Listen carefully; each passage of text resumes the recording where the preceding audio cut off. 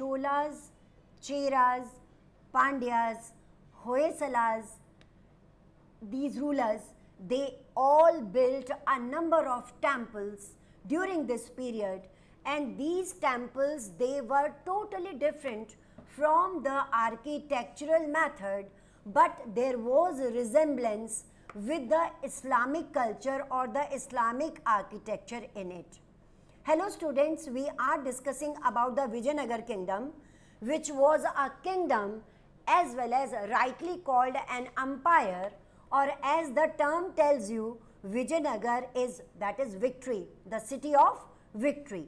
And we also learned through the previous lecture that the term imperial was used, that because during the Vijayanagar kingdom there were a number of other kingdoms developing in northeast and the southern west part of India, and we also discussed that why this culture or why this kingdom developed so well, particularly the agricultural aspect of the kingdom that tells us about the rivers such as Krishna, Tungabhadra.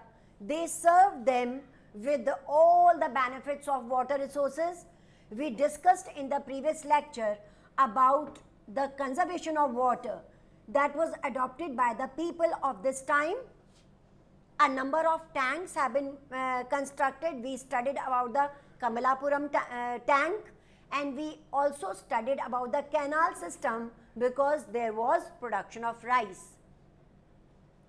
So we take this topic further, and today we talk of Abdur Razzaq. Abdur Razzaq was a traveler. He was sent to India by Persia, by the Persian government. He came to India, reached Kalikot, and studied about the forts and the roads of India at that time. According to Abdur Razzaq, he came from Persia, very well educated, wanted to study the different architectural significances and architectural achievements of the people of that time. He studied about forts, about which we discussed in the first lecture also, that a number of forts have been built. This fort about which Abdur Razzaq is talking, it had 7 walls or 7 parts, and within the forts we come to know, although the city is in the form of ruin, because I told you that this city of Vijayanagar kingdom about which we are studying, it was sacked, means it was looted.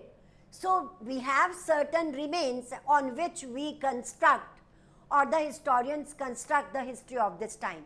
So he talks about the roads, about the forts, and about the forts he also says that even the agricultural lands, even the hinterlands, they were abandoned inside the fort area. Now a simple thing is, why are forts built?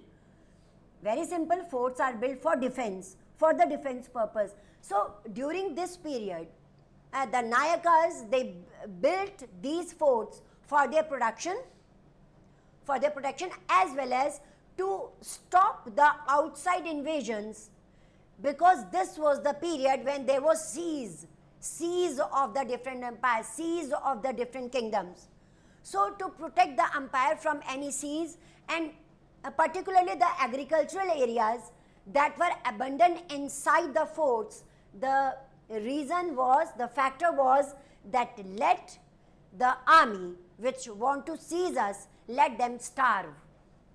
Although the armies used to keep with them their food requirements and the other requirements when they used to proceed for the siege, but because these siege, they took months, sometimes years, and the fort area was closed when such a problem was there, when such an event was there. Fort gate was closed, and let the people who came to seize them, let them starve, and while starving they will go away. So this was the reason behind it. So most of the agricultural areas, they were abandoned, they were inside the fort. Correct? In most of the buildings, as Abdur Razzaq and another traveler to India called Pace, he has observed that most of the architectural buildings, most of the heritage of that time, that resembles with the architectural form adopted by the Turkish sultans. So they give the architectural designs of India the name of Indo-Turkish or Indo-Islamic art. The arches, the dome-like structures, the gateways, they give it the name of Indo-Islamic art or Indo-Islamic architecture. So their studies count a lot to know about the history of that time.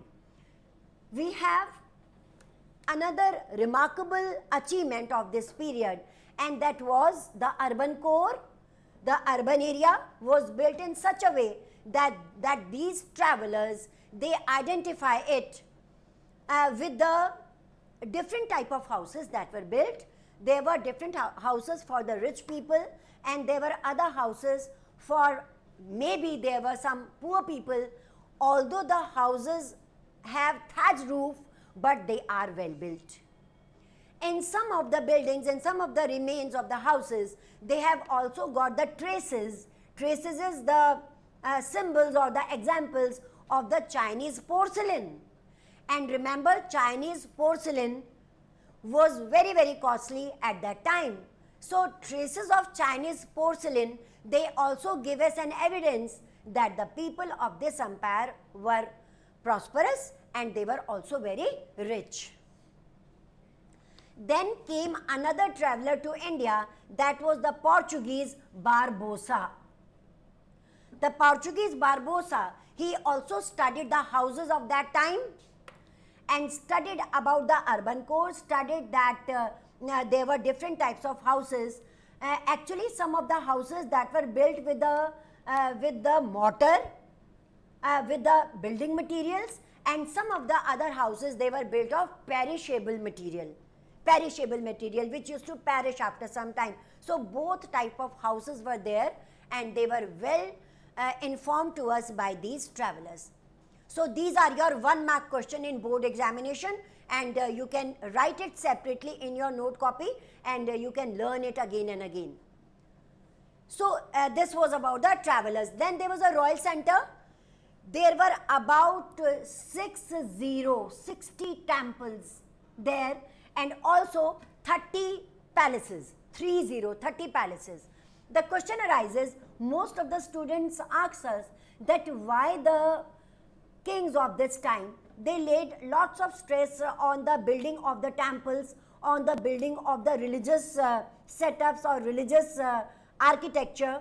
The reason was that most of the kings, almost all the kings, they considered themselves as the representative of God on earth, and moreover, they also laid stress on the building of temples, temple activity, even gave grants to them. Many kings and the other rich people, they even gave land grants and other things, other gifts for the construction of the temples.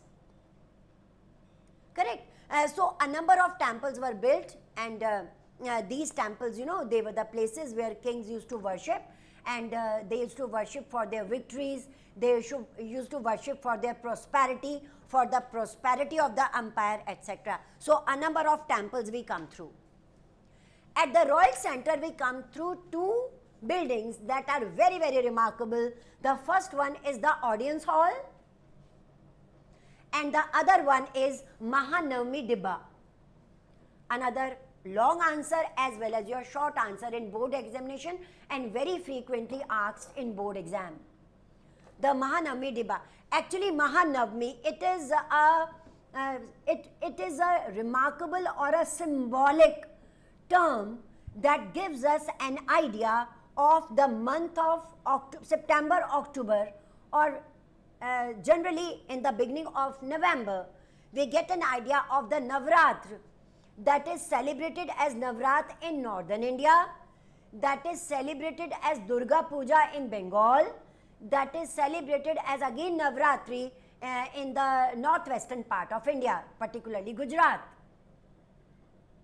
So these buildings, they have been there. Mahanavami Dibba is in the form of a box, a dibba, a box, where there are different types of evidences which tell us that this was the place where people used to celebrate the 9th day of these festivals, which I told you about the Navratri. There was worship of goddess, we discussed earlier also. There was worship and goddess, mother goddess was worshipped. So Mahanavami Dibba, it stands with the massive building, a massive architecture of that time. It has wooden base, wooden pillars, and it has a remarkable piece of the carvings on the pillars, the engravings, and the beautification of that particular building, which is very, very famous of that time.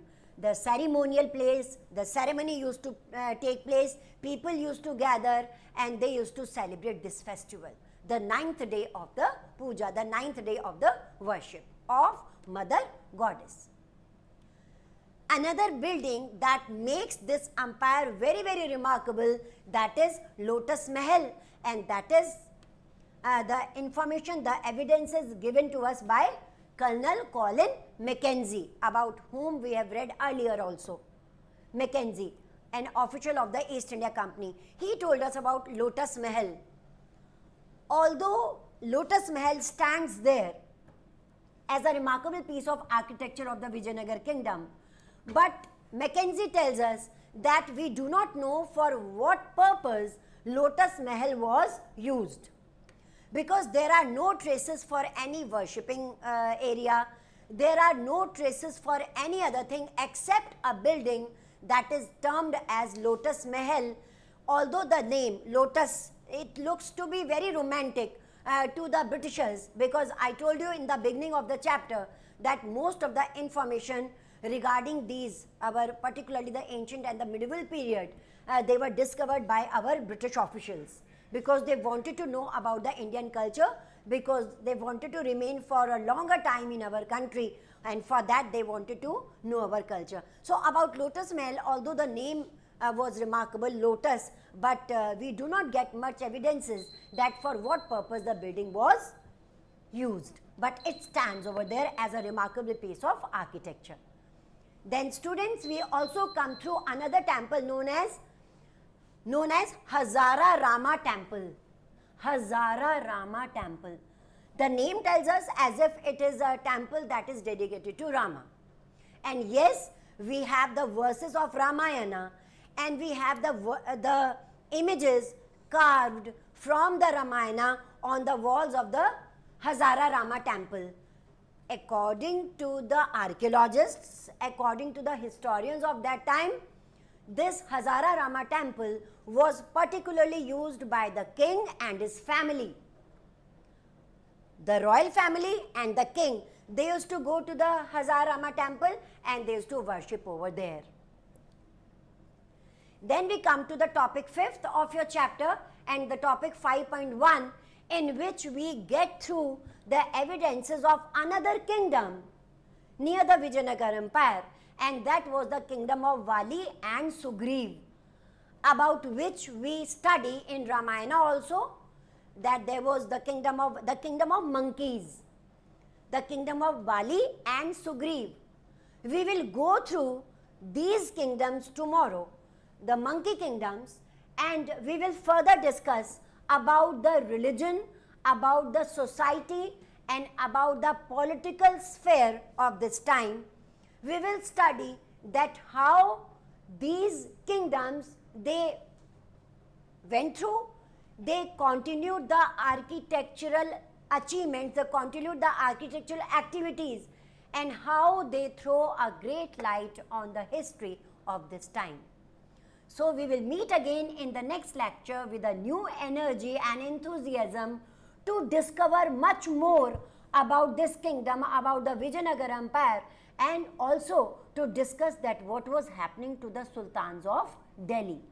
So till then, it is a very goodbye from me.